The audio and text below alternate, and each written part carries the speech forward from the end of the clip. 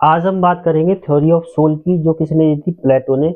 और प्लेटो जब ये थ्योरी देते हैं वो इन्फ्लुएंस होते हैं एक मैथमेटिशियन से जिनका नाम था पाइथागोरस। और पाइथागोरस के स्ट्रक्चरल आइडिया वाले कंसेप्ट पे, मतलब कि जितनी भी चीजें हैं किसके अंदर, यूनिवर्स के अंदर, उसको हम समझ सकते हैं on the basis of two things.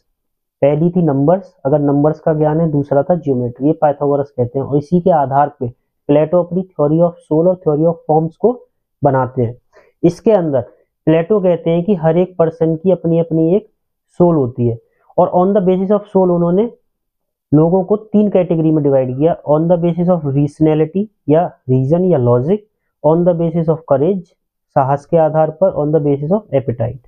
मतलब इन्होंने कहा कि जो पर्सन होता है उसके अंदर रीजन भी होता है, करेज भी होता है, एपिटाइट भी होता है, लेकिन ऐसे लोग जिनके अंदर करेज और एपिटाइट के साथ साथ रीजन हो, लेकिन रीजन ज्यादा हो, ऐसे लोगों को उन्होंने बोला कि वो रूल करने के योग्य हैं, उनको बोला रूलर।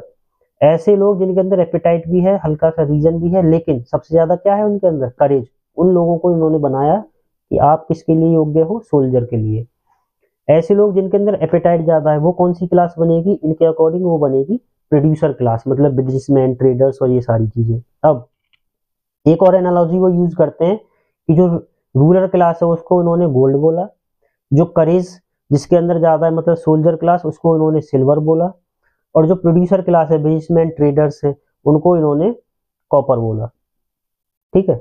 अब ये जो एनालॉजी ये यूज करते हैं, इसके बेसिस पे इन्होंने सोसाइटी के फंक्शंस को क्या कर दिया, डिवाइड कर दिया। मतलब इनका काम क्या है, रूल करना on the basis of logical understanding, और सारे के सारे समाज के अंदर या राज्य के अंदर जितने भी काम है वो यही करेंगे अपने अपने तर्क के अकॉर्डिंग। और वो तर्क भी कैसा हुआ, इट इज अल्टीमेट ट्रुथ या अल्टीमेट लॉजिक। मतलब ये जो है किसी भी के दबाव में आकर ऐसा काम नहीं करेंगे।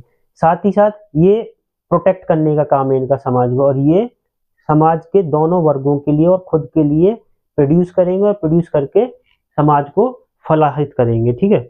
अब ये इनको देने के लिए क्या जरूरत पड़ी, इन्होंने कहा कि अगर इसके अकॉर्डिंग सारे लोग अपना अपना डिफरेंट वर्क करें तो कॉन्फ्लिक्ट ऑफ इंटरेस्ट कम हो जाएगा। मतलब हितों के लिए जो मतभेद समाज के अंदर शुरू से चलता आ रहा था वो सारा का सारा खत्म हो जाएगा। और इसके अकॉर्डिंग जो थ्योरी ऑफ सोल है, दो की कंसेप्ट है, एक इमोर्टैलिटी ऑफ सोल और एक है तुम्हारा harmony and virtue. Immortality of soul के अंदर वो कहते हैं कि जो सोल है वो बॉडी से, जैसे पर्सन बॉडी का ए है, ए बॉडी है, इससे जो सोल है वो सेपरेटेड है।